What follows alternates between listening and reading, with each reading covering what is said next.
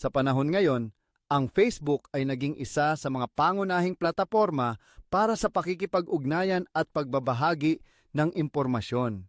Sa dami ng mga tao na gumagamit nito, mahalaga na malaman kung paano gumawa ng engaging content na hindi lamang makakakuha ng atensyon kundi makakapagbigay din ng halaga sa mga taga-subaybay. Narito ang ilang mga hakbang at estratehiya na makatutulong sa paggawa ng content na talagang nakakabighani. Una sa lahat, mahalaga ang pag-unawa sa iyong audience.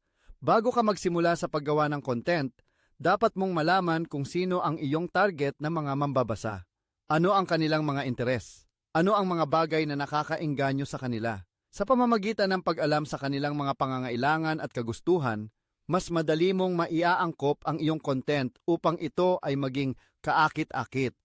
Isang magandang paraan upang makuha ang opinyon ng iyong audience ay ang paglikha ng mga poll o survey. Sa ganitong paraan, hindi lamang sila magiging bahagi ng proseso, kundi makakakuha ka rin ng mga ideya kung ano ang nais nilang makita. Pagkatapos malaman ang iyong audience, ang susunod na hakbang ay ang paglikha ng makabuluhang nilalaman. Ang mga tao ay mas nakakaengganyo sa mga post na nagbibigay ng impormasyon, aliw o inspirasyon. Maaaring ito ay mga tips, kwento ng tagumpay, o mga nakakaaliw na larawan at video. Ang mga visual na elemento ay napakahalaga sa Facebook. Ang mga post na may mga larawan o video ay mas mataas ang tsansa na maengganyo ang mga tao na mag-like, mag-share at magkomento. Sa makatuwid, siguraduhin gumagamit ka ng mataas na kalidad na mga visual na tumutugma sa mensahe ng iyong nilalaman. Isang mahalagang aspeto ng paggawa ng engaging content ay ang pagiging authentic.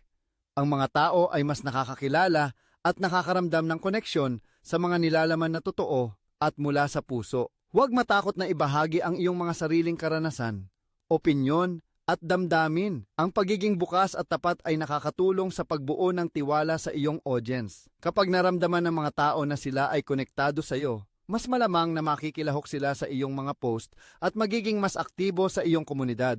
Mahalaga ring isaalang-alang ang timing ng iyong mga post.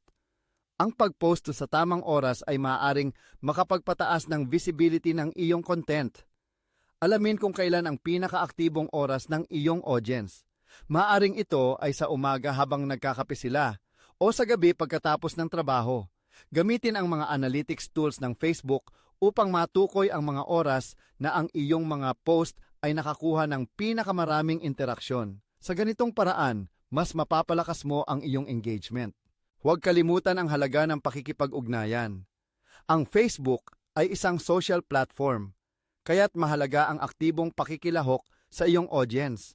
Tumugon sa mga komento, magtanong at hikayatin ang mga tao na makipag-ugnayan sa iyo. Ang mga simpleng tanong tulad ng ano ang inyong opinyon o mayroon bang karanasan kayong nais ibahagi ay maaaring magbukas ng mas malalim na pag-uusap. Ang pakikipag-ugnayan ay hindi lamang nakakatulong sa iyong engagement, kundi nagpapakita rin na pinahahalagahan mo ang iyong mga taga-subaybay. Sa huli, ang paggawa ng engaging content sa Facebook ay hindi lamang tungkol sa paglikha ng magaganda at kaakit-akit na mga post.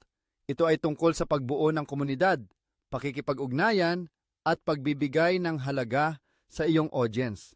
Sa pamamagitan ng pag-unawa sa kanilang mga pangangailangan, paglikha ng makabuluhang nilalaman, pagiging authentic, tamang timing, at aktibong pakikilahok, makakagawa ka ng nilalaman na hindi lamang magiging kaakit-akit kundi tunay na makabuluhan.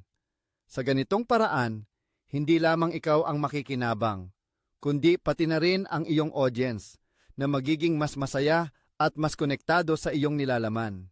Follow for more.